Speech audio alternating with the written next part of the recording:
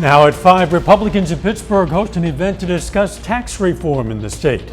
Plus, 2 lawsuits are filed in Kansas after customers allege price gouging from national natural gas companies during the 2021 cold snap. And a legal setback for the hundreds of thousands known as Dreamers, undocumented immigrants brought to the U.S. as children. I'm Natalie Brand with what a federal judge ruled and why the issue might go back before the Supreme Court. The 4 states' most watched news starts now. Pittsburgh hosted a Republican event to discuss tax reform in the state of Kansas. This is KOAM News at 5. I'm Dow Quick. Americans for Prosperity's organizers say their goal is to raise awareness for their proposed reform. According to them, the bill aims to simplify the code and lower rates for Kansans. Senate President Ty Masterson and other elected officials were there. About 40 people attended the event, including members of the Crawford County, Kansas Democratic Party. The goal here is to get the public engaged in the plan and see how much that they personally will benefit and how much their neighbors, families, and friends will benefit. We have more in common than we have in difference, and so it's important to come to these things so you don't cloister yourself, and to find out what you have in common, but also what you have in difference. Tonight at 10, we're going to have details on the proposal to impose a single-rate flat income tax for individuals. Boy, another beautiful day out there. Let's check in with Chief Meteorologist Doug Heddy.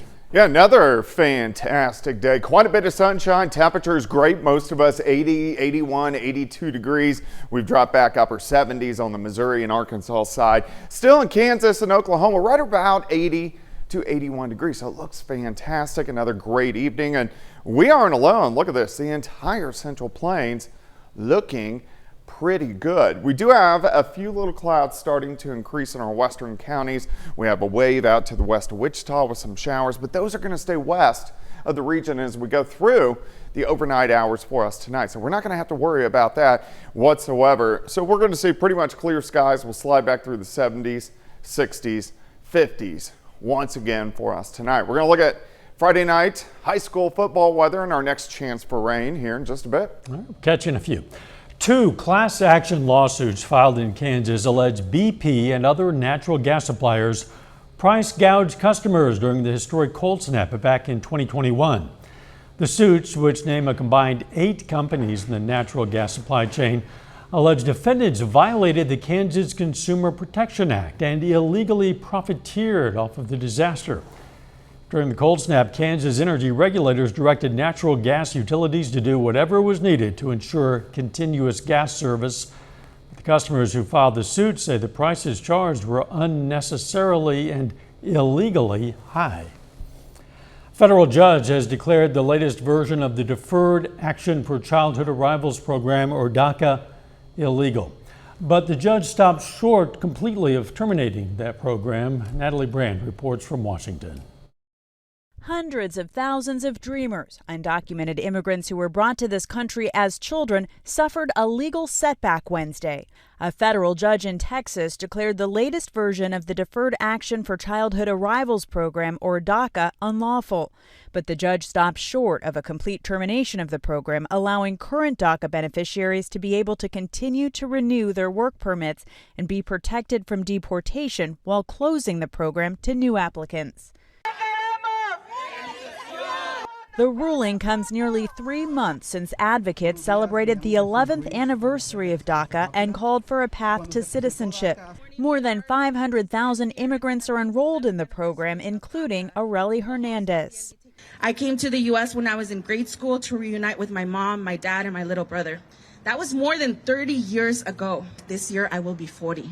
Congress has worked on several bipartisan proposals to come up with a permanent legal solution for DACA recipients and other young immigrants, but there's been disagreement over the pathway to citizenship and overall efforts to address the nation's immigration crisis. We clearly have a broken immigration system, and we need to fix it and do so in a bipartisan way. The Biden administration is expected to appeal the latest federal ruling, and the case is likely to reach the U.S. Supreme Court. Natalie Brand, CBS News, Capitol Hill. The judge in this case issued a similar ruling in 2021 when he found the original Obama administration memo that created DACA in 2012 was illegal. A grand jury this afternoon indicted Hunter Biden, President Biden's son, on federal firearms charges. In July, Hunter Biden entered into a plea agreement with the U.S. Justice Department, but that deal fell apart in court. The charges come a little more than a month after the Justice Department appointed a special counsel in the probe. Congressional Republicans also recently launched a formal impeachment inquiry into President Biden, centered in large part over Hunter Biden's business dealings. Republican Senator Mitt Romney says he will not seek re-election next year, ending a decades-long political career. The 76-year-old from Utah cited his age and called for a new generation of leaders to step forward. Senator Romney's decision means Washington is losing one of the few consensus builders left in either party. The former Olympics boss, Massachusetts governor, and two-time presidential candidate says he is retiring. Still ahead, a debate over the economy. A summer of strikes and a looming government shutdown is leaving skeptics concerned about the state of the economy. I'm Skyler Henry at the White House as President Biden is touting both his plans and policies. And next in Health Watch, how the University of Arkansas is responding to an outbreak of E. coli. Topping today's Health Watch, the proportion of U.S. overdose deaths from fentanyl and stimulants has increased more than 50-fold since 2010. Cocaine and methamphetamine have become the most common drugs revealed in fentanyl-related overdoses. UCLA researchers found in 2010 there were just 235 overdoses with fentanyl and stimulants. By 2021, that number was more than 34,000. Last month, an outbreak of E. coli affected 42 people at the University of Arkansas. 4 people were hospitalized, some suffering severe complications. Well, one mother is crediting a documentary on foodborne illness for helping to quickly identify her daughter's symptoms. Reporter Bradley Blackburn has more. 19-year-old Camille Honey was ready to start the school year. She had moved into her sorority house and came home one last time before classes started. That's when Camille's mom, Chris, says she became violently ill right in front of her eyes. She couldn't hold a sip of water down. Chris recognized the symptoms because she had been watching the Netflix documentary Poisoned, the dirty truth about your food. All these products are likely contaminated. It focuses on foodborne illnesses, including the strain of E. coli Camille had. At the emergency room, I asked for the stool sample and I said, "You're going to think I'm crazy. I'm watching this show. It's just in my head. Please just, entertain me. Let's just do this." Symptoms include severe stomach cramps, diarrhea, and vomiting. The CDC says about 5 to 10% of people develop a life-threatening complication known as hemolytic uremic syndrome, which is what happened to Camille. She was using every muscle in her body to breathe. I thought she was going to die. Camille went into kidney failure, and doctors put her on dialysis. They're unable to keep anything down. They might become dehydrated. And when it gets that serious, it has the potential of affecting the kidneys. The family's not sure Camille's kidney function will ever fully return, but they're hopeful. Bradley Blackburn, CBS News. 1 in 5 people who rely on Medicare travel 50 miles or more each way to see a neurologist. That's according to research from the American Academy of Neurology, which found that people with brain cancer, ALS, and MS who require specialized care travel long distances most often. And people who use both tobacco and marijuana are more likely to report anxiety and depression. That's according to a new study which found those who use both substances reported having both anxiety and depression rates at more than 26%, while others not using either substance reported much lower rates. And that is a look at today's health news. A little bit later, what a new report shows about the Consumer Price Index. Plus, we're going to look at some upcoming rain chances coming up next. Well, another fantastic day for us today. Quite a bit of sunshine across the region. Temperatures a little bit warmer. Most of us made it up to about 81, 82, even 83 degrees in spots, but very comfortable day for us. Nice shot. This is Indigo Sky Casino and Resort. Now on Thursdays, Our new drought tracker, it always comes out, so we're going to look at the updated, and this really kind of looks at how much moisture is in the soil, how deep moisture goes, and we're still dry along that I-44 corridor. It has gotten a little bit worse west central Missouri and also in our far western counties, but the overall drought has slowly been improving over the past couple months. 79 Stockton, 78 in Neosho, 82 at Grand Lake, Pittsburgh 80, 85 in Independence. We can go outside. Here's 7th and Rangeline sitting at 80. Feels like 79. Humidity is low at about 34%. Again, if you want to get outside this evening, we're going to tumble back through the 70s, 60s, into the upper 50s later on tonight. Not much going on here. You can see clouds, some showers west of Wichita, west of Oklahoma City. Those aren't going to make it here. Here's you see this line right here. This is a cold front that's going to head toward us. It doesn't have a lot of cold air behind it, but you can see some showers, even a few thunderstorms. And this will start to affect us late tomorrow night and then heading into the morning hours on Saturday. All right, here's Hurricane Lee. Lee is traveling north. It is a Category 1 hurricane, clocking winds at about 85 miles per hour. But as we head into the weekend, it's going to stay a low-grade hurricane, but it's really going to affect areas from Boston all the way up toward Maine as it eventually makes landfall as we head into the weekend. So that's something we'll be keeping our eyes on. All right, back here at home, we do get some clouds in here tonight. We drop back upper 50s. There could even be a couple little sprinkles in our western counties. By the noon hour, we're in the mid 70s as we get into the afternoon. Partly sunny, 82 in Stockton, 80 in Anderson, 78 in Parsons. Very similar to what we have seen today. Tomorrow night, chances for showers increase in northern counties. So this is late. This is 3 o'clock in the morning. Showers drop south. They're going to be scattered. Drop south, drop in. Here's 7:30. Saturday morning, continuing to push through the region during the morning hours, and then still even in the afternoon, a few hit and miss little showers. But we are going to have some rain chances, which is good because we definitely need it. A day planner tomorrow, 57 in the morning, 76 noon, 82 for a high during the afternoon. Of course, we have 4 State Friday night football.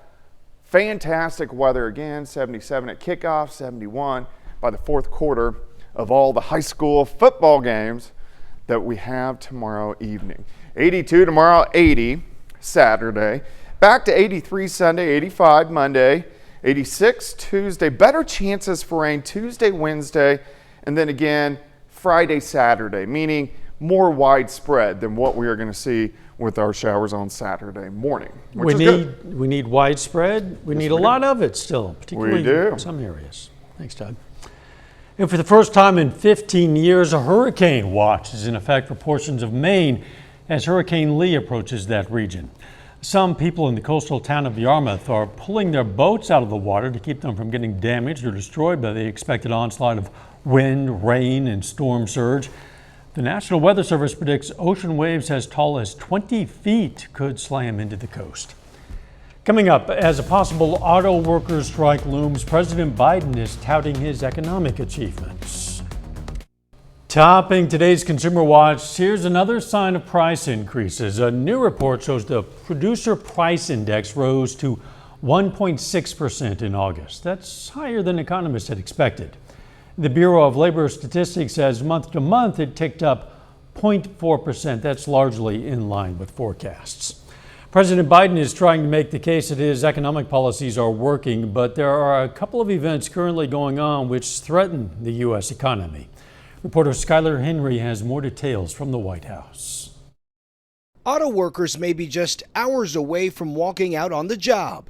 A strike that economists say would do $500 million worth of damage to the U.S. economy each day they're picketing. Our message to the companies was clear. If we don't have a fair contract by midnight on Thursday night, we will strike. President Biden touted his economic policies during a speech in Maryland Thursday. But a lot of that work is being threatened by the looming strike in Detroit and political infighting in Washington. President Biden is calling out House GOP members who are threatening a government shutdown if their demands aren't met. But the president isn't the only one frustrated by far-right Republicans. I showed frustration in here because I am frustrated with the committee. I'm frustrated with some people in the conference. House Speaker Kevin McCarthy lashed out at some of his colleagues behind closed doors for blocking a vote Wednesday on the defense spending bill. It's beginning to seem pretty straightforward that nobody's going to move off their position. Republicans on the farthest right, mostly from the House Freedom Caucus, are threatening to call for a vote to oust McCarthy as Speaker of the House if he doesn't give in to their demands. Thursday, McCarthy told them to go ahead and try it. Skyler Henry, CBS News, the White House. The House is breaking for the weekend in observance of Jewish holidays. McCarthy says when they get back, they're going to stay until all 12 authorization bills are passed. Oil prices have hit the 90s. It's the first time a barrel of black gold has reached the $90 benchmark in 10 months. That's leading to an interesting situation for motorists. Gas prices are going up even though demand is easing and the summer driving season is over. More than 50,000 water bead toys sold at Target are being recalled. That's after one baby died and another was injured. The recall is for Chuckle and Roar Ultimate Water Beads activity kits from Buffalo Games. Affected kits include those sold nationwide, in-store and online, from March to November of last year. The Consumer Product Safety Commission says if kids eat the beads, they get bigger in their stomachs. A final check of the forecast next.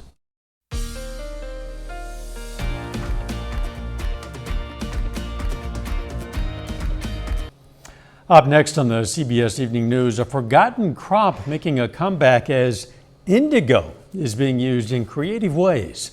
Then on KOAM News at 6, University of Oklahoma Health faces criticism for allegedly choosing not to provide a woman an abortion. Plus, we're going to learn about the history of Weir, Kansas as the town prepares for its 88th annual homecoming. And we're going to hear from the Pitt State Gorillas as they prepare for their Week 3 matchup against Central Missouri. Stay with us for the CBS Evening News and then KOAM News at 6.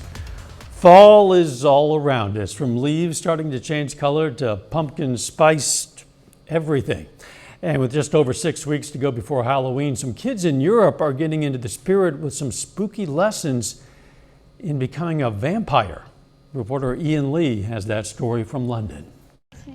These kids are in the midst of becoming vampire apprentices, but they're not out for blood, just some first-hand knowledge. At Forstünstein Castle in Austria, children learn fact from fiction about the original vampire, Vlad Tepes.